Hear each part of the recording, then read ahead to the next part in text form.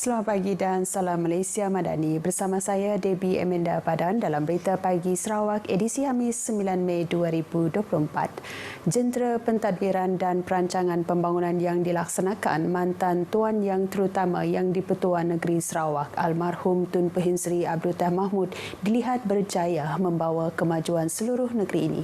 Premier Sarawak Dato' Patinggi Tan Sri Abang Johari Tun Nopeng berkata, penubuhan beberapa bahagian baharu bagi setiap bahagian berkembang bersama tanpa ada yang tertinggal. Beliau berkata demikian dalam ucapan usul penghargaan kepada mantan Tuan Yang Terutama Yang di-Pertuan Negeri Sarawak pada persidangan mesyuarat pertama penggal ketiga Dewan Undangan Negeri yang ke-19 di Kuching semalam. Menurutnya, mantan almarhum menyedari bahawa pembangunan seimbang tidak dapat dicapai tanpa pemahaman mendalam tentang keperluan khusus setiap bahagian. Peranan dalam pentadbiran peringkat negeri, bahagian dan daerah turut diperkasakan sebagai ejen pembangunan bahagian bagi mencapai agenda tersebut. Menurut Premier lagi, almarhum telah mewujudkan agensi baharu seperti Perbadanan Kemajuan Perusahaan Kayu Sarawak, Lembaga Pembangunan dan Lindungan Tanah, Lembaga Sumber Asli dan Alam Sekitar Sarawak, Sarawak Biodiversity Centre, Lembaga Sungai-Sungai Sarawak dan Lembaga Pembangunan Koridor Wilayah. Kesemua ini bukan sahaja membuka jalan peningkatan dalam pelaksanaan projek tetapi juga pembinaan hubungan lebih erat antara kerajaan dengan rakyatnya. Sementara itu, dalam perkembangan sama, Menteri Utiliti dan Telekomunikasi Datuk Seri Julahi Narawi berkata, usul berkenaan adalah bertepatan sebagai menghargai jasa besar seorang pemimpin dalam membawa pembangunan kepada bumi kenyalang. Nikmat pembangunan yang dibawa oleh almarhum Tun Pehin Sri Abdul Taib Mahmud ketika berkhidmat sebagai Ketua Menteri bukan hanya dapat dirasai oleh rakyat yang menyokong kepimpinan beliau, malahan manfaatnya turut dinikmati oleh pihak pembangkang.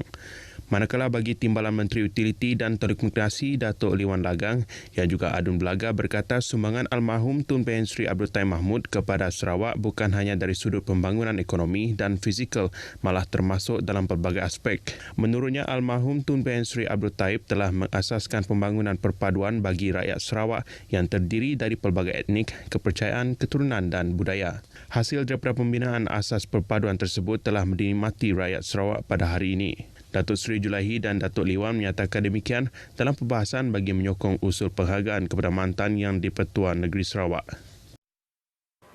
Amanah Khairat Yayasan Budaya Melayu Sarawak AKYBMS kini bekerjasama dengan Kementerian Pelancongan, Industri Kreatif dan Seni Persembahan Sarawak untuk mengiktiraf seni warisan budaya Melayu Sarawak dalam senarai warisan negeri. Timbalan Premier Sarawak Dato' Amar Awan Tengah Ali Hassan yang juga pengerusi Lembaga Pemegang Amanah AKYBMS berkata ini termasuk beberapa karya atau manuskrip tulisan tangan Jawi Melayu. Berucap pada Majlis Samarindo Aidilfitri di Kuching, beliau berkata beberapa karya novel, manuskrip dan syair turut dicadangkan untuk dimertabatkan sebagai warisan dunia di bawah Pertubuhan Pendidikan Saintifik dan Kebudayaan UNESCO.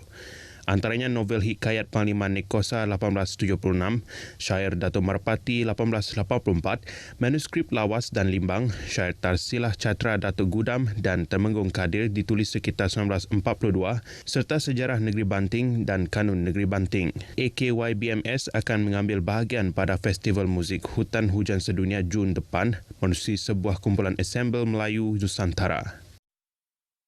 Kementerian Pendidikan, Inovasi dan Pembangunan Bakat Sarawak MEITD menggesa penglibatan aktif dan perkongsian pendapat daripada penggiat industri digital dan teknologi dalam membangunkan inovasi baharu.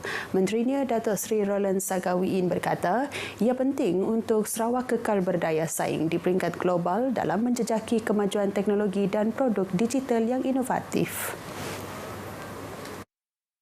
Syarat dengan matlamat ini, ekosistem digital dan inovasi Sarawak SDIE dipertanggungjawabkan di bawah Perbadanan Ekonomi Digital Sarawak SDEC sebagai sebahagian daripada strategi pembangunan pasca COVID Sarawak 2030 sekaligus menyokong strategi ekonomi digital Sarawak 2018-2022. Inisiatif ini telah merapatkan jurang antara semua agensi kerajaan Sarawak dan persekutuan dalam menggalakkan usaha bersama memacu inisiatif ekonomi digital Sarawak.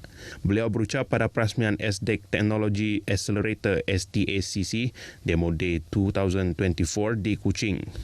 Program ini bertujuan mempamerkan inovasi teknologi terbaik daripada universiti di negeri ini dari hasil penyelidikan akademik dan usahawan. Di akhir bulan Syawal, ada yang menggosok baju Melayu untuk pergi ke rumah terbuka. Namun, lain pula disibu untuk 40 orang belia yang segak berbaju Melayu siap bersamping tetapi tujuannya untuk ke padang bermain bola.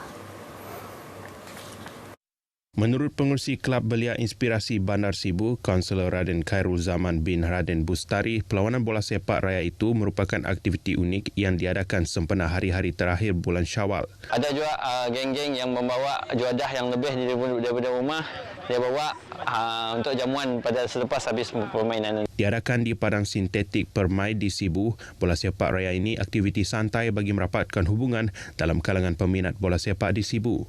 Bagi Syed Muhammad Ashraf Wan Hashim, pihaknya hanya memerlukan sehari mengumpul pemain untuk perlawanan itu. Tapi mau nanggatik, saya orang nak mula event tu. So why not? Kami orang tek salah sikit tim yang di Sibu tu pandai select, why not?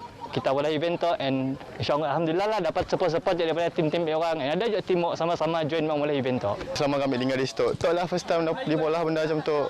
Kami rasa happy juga lah dapat ada benda macam tu, dapat menarik minat kanak-kanak muda untuk main bola lah. Padang sintetik pertama di Sibu diusahakan oleh Adun Nangka Datuk Dr. Anwar Rapai dan padang ini turut menarik kehadiran belia dari kawasan sekitar seperti Serikeh, Kabong dan Seratok. Penganjuran Festival Makanan dan Budaya Kota Samarahan SFCF yang akan membuka tirai pada 10 Mei ini bakal menampilkan keunikannya tersendiri apabila menyasarkan satu lagi rekod dalam Malaysia Book of Records MBOR untuk Sarawak. Penganjuran tahun ini akan menyaksikan percubaan melakukan rekod pameran pelbagai jenis ulam-ulaman iaitu sebanyak 100 jenis ulam-ulaman dalam MBOR yang mana akan disaksikan oleh Timbalan Premier Sarawak Dato' Amar Dr. Sim Kui Hian pada 18 Mei depan.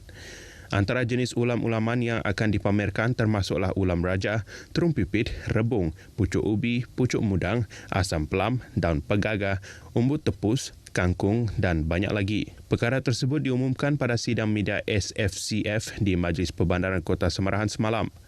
Festival yang berlangsung di Kota Samarahan ini bermula 10 Mei hingga 19 Mei 2024 diisi dengan pelbagai aktiviti menarik dirancang antaranya persembahan gendang 24 musim, gendang pampat Iban, kompang, malam kebudayaan dan Ratu Cilik. Selain itu, sebanyak 57 buah gerai disediakan untuk jualan makanan serta minuman dengan pelbagai jenis makanan dari dalam dan luar negara seperti masakan kaum Melayu, Cina dan antarabangsa termasuklah Arab, Thailand, Vietnam, Korea dan Jepun. Tentera Darat Malaysia TDM berjaya mematahkan aktiviti penyeludupan bawang Holland ke Indonesia yang bernilai RM61,500 dalam satu rondaan di sektor Op Awas Keris Parang di Bau Selasa lepas.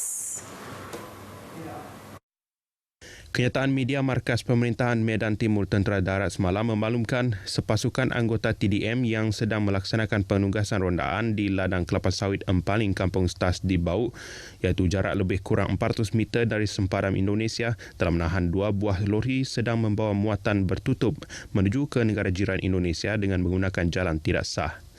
Hasil pemeriksaan mendapati kedua-dua kenderaan tersebut dipandu oleh warga tempatan berumur 32 dan 53 tahun. Hasil siasatan awal mendapati lori bermuatan 7.5 tan membawa sebanyak 5,300 kilogram bawang dianggarkan berjumlah RM26,500. Manakala sebuah lagi membawa muatan sebanyak 7,000 kilogram bawang dianggarkan bernilai RM35,000. Kesemua hasil rampasan termasuk 2 buah lori dianggarkan berjumlah lebih RM181,000. Barang rampasan beserta 2 orang warga tempatan yang ditahan diserahkan kepada pihak polis di Balai Polis Bau untuk tindakan selanjutnya. Baik, berita pagi Sarawak berakhir di sini. Ikuti Stadium RTM selepas ini untuk perkembangan sukan tanah air dan antarabangsa dari sungai hingga segara. Palestin pasti merdeka.